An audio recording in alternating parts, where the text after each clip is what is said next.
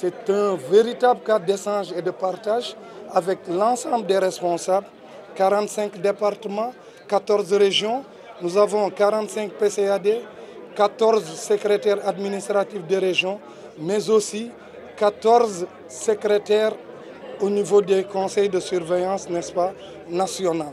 C'est un moment fort d'échange et de partage sur les objectifs assignés à la mutuelle, sur les orientations majeures, sur les réformes à apporter, sur les mutations profondes à apporter. Il est important que l'ensemble des initiatives prises dans le sens d'une bonne prise en charge sociale des enseignants et enseignantes soient accompagnées. C'est à ce titre que M. le ministre nous a instruit de venir le représenter ici, mais aussi de marquer sa disponibilité à aller dans le sens d'un accompagnement et surtout d'un partenariat avec la mutuelle générale des enseignants. Parce que je pense que l'État, c'est nous. En termes de citoyenneté, je n'aime pas aborder une question en mettant le doigt sur un montant.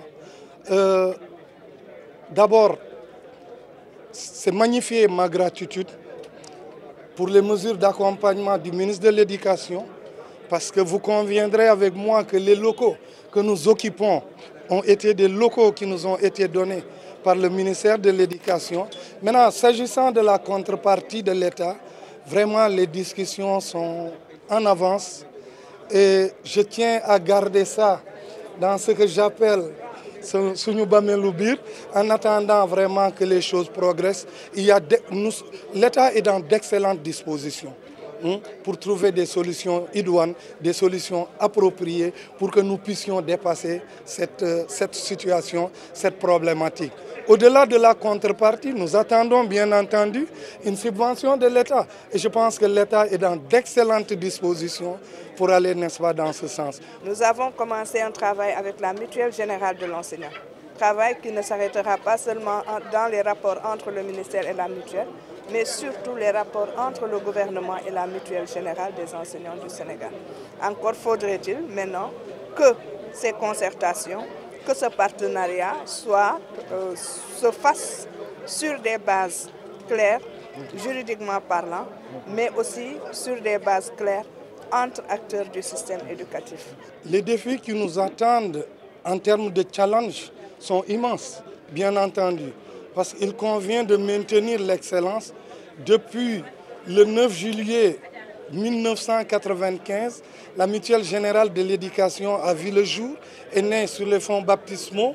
Donc il convient de dire qu'il nous incombe aujourd'hui de maintenir cette excellence dans le cadre de la prise en charge médicale.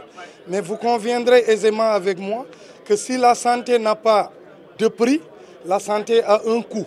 Et que ce coût, individuellement, chacun d'entre nous ne saurait vraiment faire face.